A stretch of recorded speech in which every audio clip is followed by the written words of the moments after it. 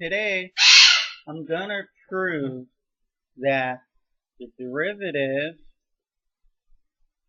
of ln of x is in fact 1 over x.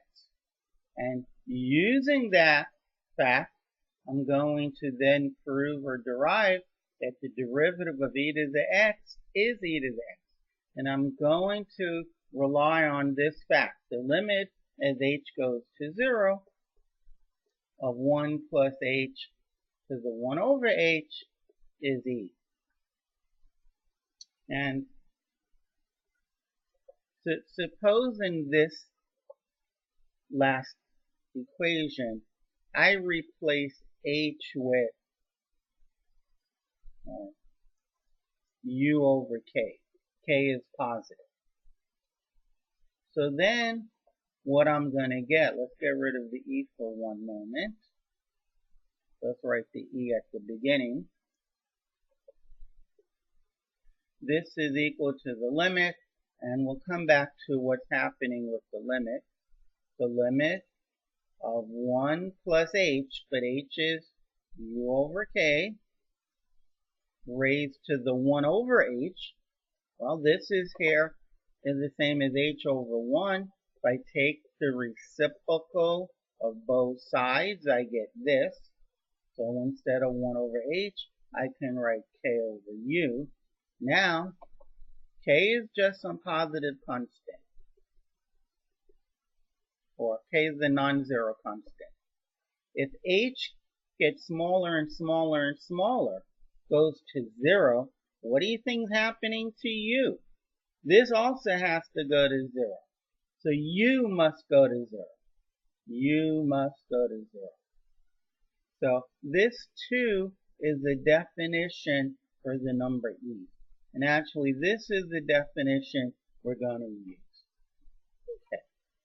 So let us prove that the derivative of ln of x is 1 over x.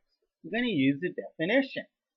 This is equal to the limit as h goes to 0 of ln of x plus h minus ln of x over h.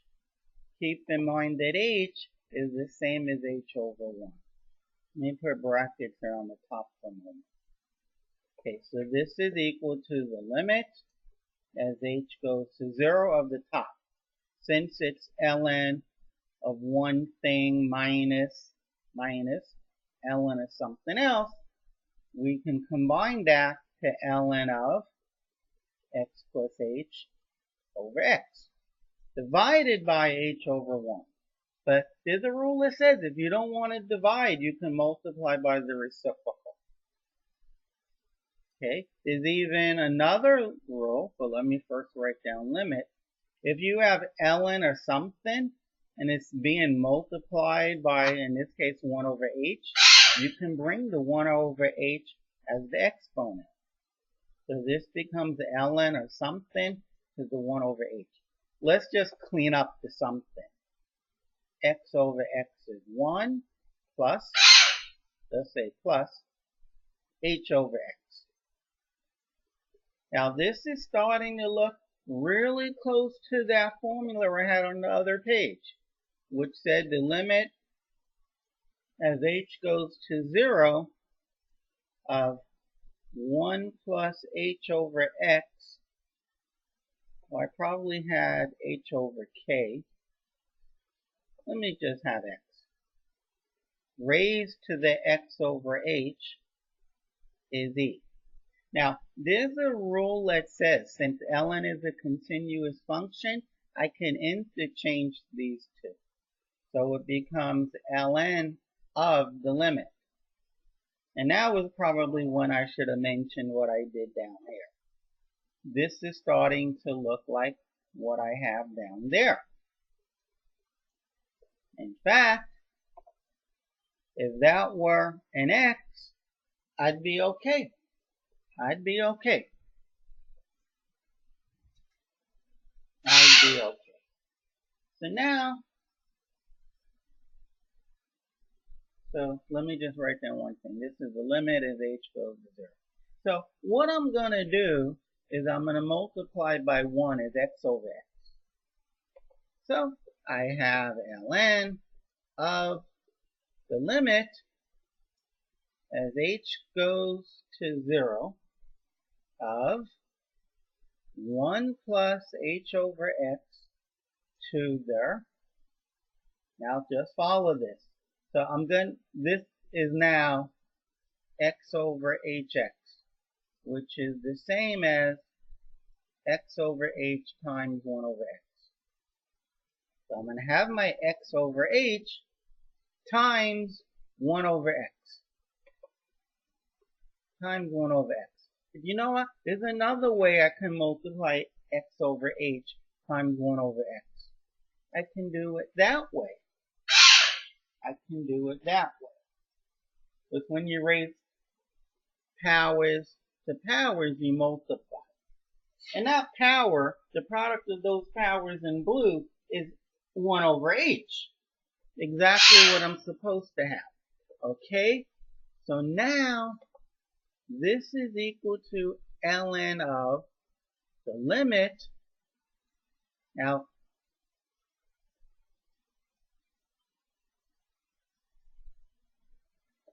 okay, so I guess maybe we switch it again. Well, maybe I was premature in switching it.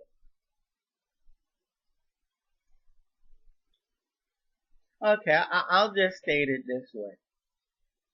This is ln of this.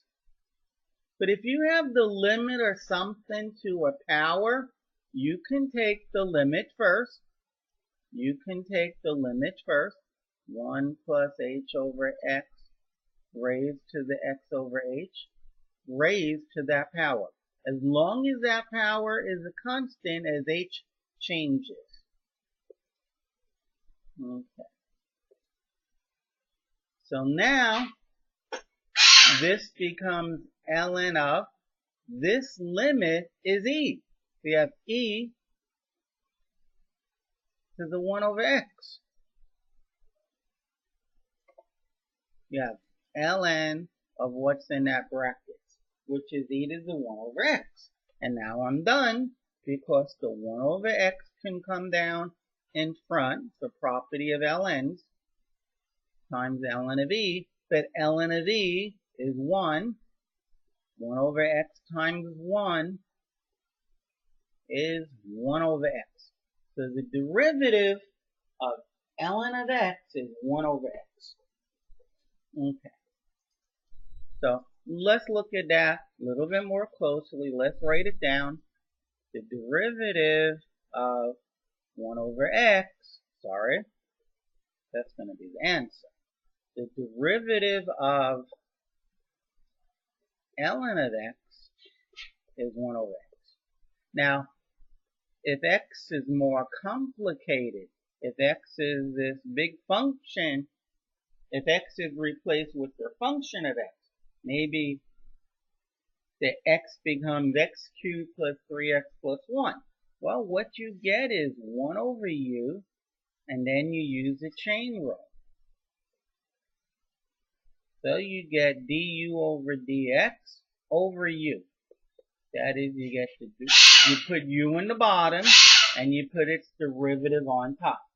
The derivative of ln of anything, you put the anything in the bottom, and the derivative on top.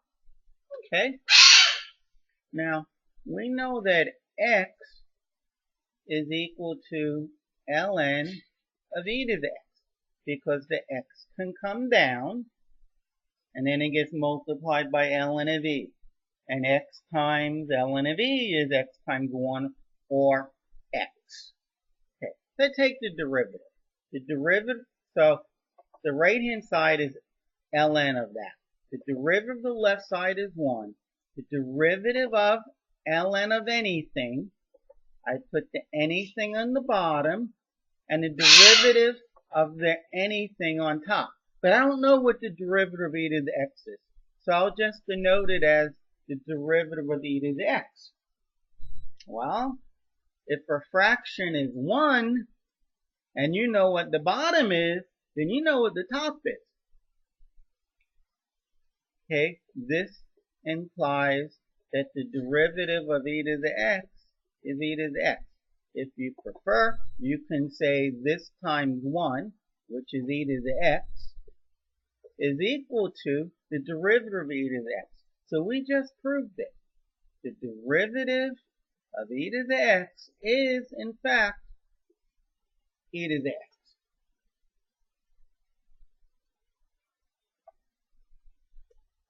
I wanted to think what else I wanted to do.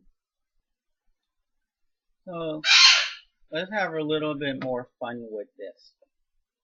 So if we know that the derivative of ln of x is 1 over x, that tells us that the integral of this dx is equal to that. And for reasons I don't want to get into right now, it's the absolute value of x.